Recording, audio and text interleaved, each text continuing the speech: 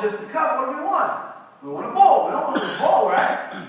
We want a big 54-gallon jug, right? We want to walk around with it and we ask God to fill it up. But then all we do, we think that God's blessing us so that we can consume that. Jesus says, don't store up for yourself treasures on earth. Go and read all the instances. This would be a fun, as you become self-fears and you're in the Word of God this week.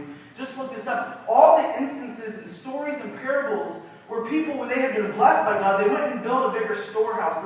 They built a bigger thing so that they could save it for a rainy day. So when they asked the question, are you going to outlive your retirement? They'd say, absolutely not. I have this bigger storehouse. I have this bigger thing, right? For a rainy day, just in case. And Jesus chastises those people. You fool! You've been blessed with all this stuff. Remember, these are the words of Red. I didn't just call you a fool. That's actually in the Bible. You can look it up. He said, your very life is going to be demanded from you tonight, and all the wealth and the resources I've blessed you with, what are you going to do with it? Your kids and grandkids just going to fight over your will. That's what's going to happen.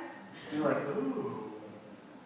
So what should I do? Instead of having a cup of water, I think it's having a life like a colander. Right? I made spaghetti the other day. I know how a colander works, right? You pour the water in, and guess what happens to the water? It runs out the bottom. And just for fun, after I got rid of all the hot water and I kind of sprayed it and the spaghetti was nice and cool, I tried to run the water in there again and this is because this is how I work. I tried to keep it in with my hands, right? And I just made a mess all over myself. And the boys walk in and they stood there and they looked at me like, what are you doing? Like, I'm just preaching a message. Okay, Dad. Right? So and this is what happens, right? This is why it's this constant learning as we continue on this journey, this thing called Christianity, as we follow after the shepherd and we are the sheep. There's times I think we have the shift and we go, okay, God, I understand that I shouldn't just walk around with this cup or this bowl or this thing. It's not just for me. You told Abraham that you blessed him so he could be a blessing to other people. Like, I understand because of the Jesus and connection that I'm under that same covenant, that same promise. So I've made the shift, and I've realized that it's not just this cup for me to consume, but I'm living life with the colander. But then if we're not careful, guess what we do? We're trying to still hug the colander and hold on to everything. And guess what happens when you do that? You get messy. Because this is the way it was never intended to be. I love when Jesus says, the eyes are the lamp of the body. The eyes are the window of the soul. There's so many people that I've talked to, and I'm like, I don't know. I do know where your relationship with Christ is at. Why? Because I look into the mirror. Jeffrey talked about that. Talked about it in Sunday school, right? Here's a challenge for you this week. Pick up the paper, go look at the obituary, and just look at people's eyes. A lot of times you can tell the condition of their soul. So, in order for this message, you want to know where your heart is? You want to know how is your soul? Just look in the mirror. There was a time and an instant in my life before I knew the Lord, about the time that I met Amanda, I had all these pictures that I would look at. And I asked Amanda, I said the other day, I said, was I ever happy? And she laughed. No. It wasn't until I met her, it wasn't until I got serious in my relationship with God, I started looking at those same pictures. I'm like, man, it's written all over our face. Why? Because the more stuff we have, the more stuff you have to worry about, right? The more stuff you have, the more it breaks, right? Then you have to replace it, and you can't replace it at the same level. It has to be something a lot nicer. And then we just get into this vicious cycle. And so to have this blessed life, which is what I believe, is to understand the generosity of God, and He wants to give it to us, but the problem is, are we good stewards? Are we good servants? Do we understand, have we made the shift in our hearts and our minds that it isn't ours? Have we made the shift like this book, The Blessed Life, and Robert Morris, that I get this check. When I have this check, it's going to pay my finances. It's going to pay all the bills that I need to pay. And God's laughing, going, I have so much more in store for you if you just trust me. We'll finish in Matthew chapter 6, verses 25 through 34. It says, therefore, pause, stop, right? Underline it, circle it, highlight it, dog read the page, come back to this, because you have to look at the word therefore, because anytime we see the word therefore, we need to ask, what is it there for?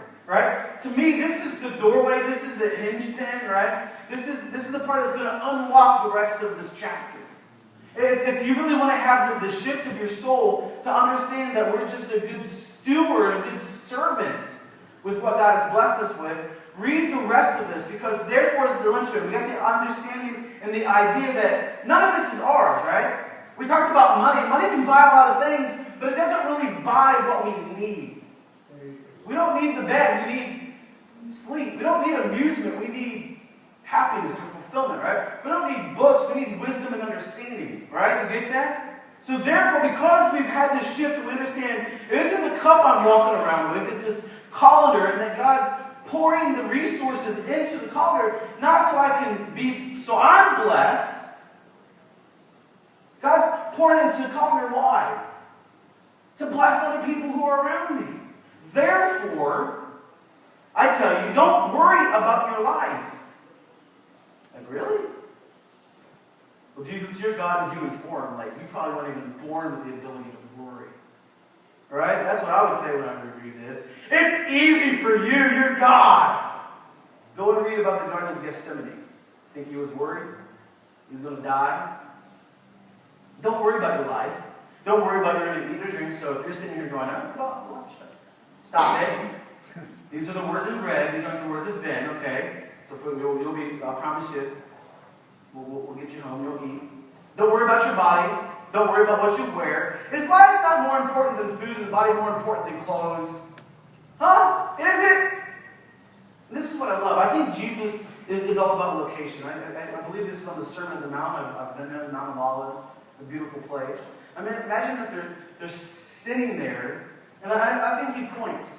So everybody will look at the birds. Yes. Do you see them like freaking out?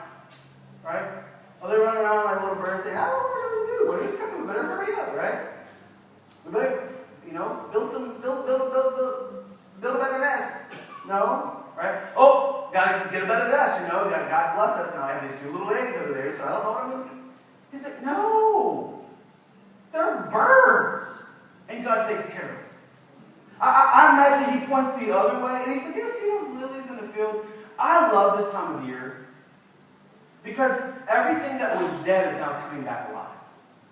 I love riding bike because when you're riding bike, it causes you to slow down. You're not seeing the world at like 55, 75 miles an hour. For me, it's like 12 miles an hour. And there's so much more color, and everything's back alive. And so when I hear this passage, look at the lilies of the field. And I'm immediately taken back to all the different colors that I see. And he said, do you see them laboring and they're weaving their clothes? No, they're lilies. God created them in his creativity and his love. But yet, you know what you do with the lily? You know what you do with grass? You get perf turf to come and spray some chemicals on it so you don't have it in your front yard. Right? We mow it down. Here he says they cut it down, they throw it in the fire. It's here today and gone tomorrow. And listen, he says Solomon, and all of his splendor, Solomon, what he was saying, and all of his wealth and all of his riches doesn't compare to that. Another principle that I see is if we're so worried about money, I worry about the condition of our soul. Why? Because I found the quarter, right? And when I realize if I close one eye and I bring that quarter really close, guess all I see? George Washington's head. I can't see you. Maybe I can see one person or two people. But all I see is that quarter. All I'm consumed with is that quarter. And again, so many of us walk around life, right? And we're so worried about the next paycheck. We're so worried about the possessions. We're so worried, I think what it is, we're so worried that maybe God really won't take care of us. So in the area of finances and this idea of the blessed life, if we're so consumed with our money and finances, it's a spiritual condition. Sometime write the word sin and circle that middle letter. You know what it is? It's spelled S-I-N. What's the middle letter? I. When it comes to the area of finances, I think when we hear messages like this and we get offended, it's not a me problem. It's a you problem. So if God's speaking to you today, you need to ask this question. Okay, God, in this area of finances, am I really trusting you? Am I walking around like this? Now listen, watch this. As soon as you open the second eye and you move it out, you still see the quarters there. I still have the quarter. I didn't do anything different. What's happening? My perspective has changed.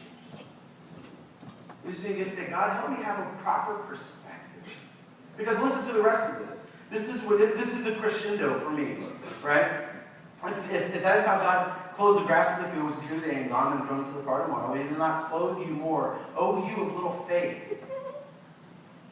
Don't worry, saying, what shall we eat, or what shall we drink, or what shall we wear? For the pagans, those who are against God, run after all these things, and your Heavenly Father knows that you need them. Listen, because if you're like me, right, I hear this, and I'm like, it's a lot easier said than done. I'm the worrier when it comes to the area of finances in our family. God, are we going to have enough? Amanda she would give everything away if God told her to. And I was like, wait a second. And He says, God knows what you need. Right, listen to this. But seek first His kingdom and His righteousness. If you need to concern yourself with something, if you want to do something, make sure that you're seeking God with all of your heart, all of your soul, all of your mind, and all of your strength. If you do that, He's going to take care of you.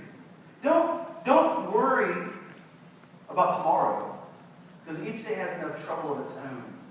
I love what it says back in verse 6. It says, you can't serve both God and money. The word in the King James Version says mammon. You can't serve God and mammon.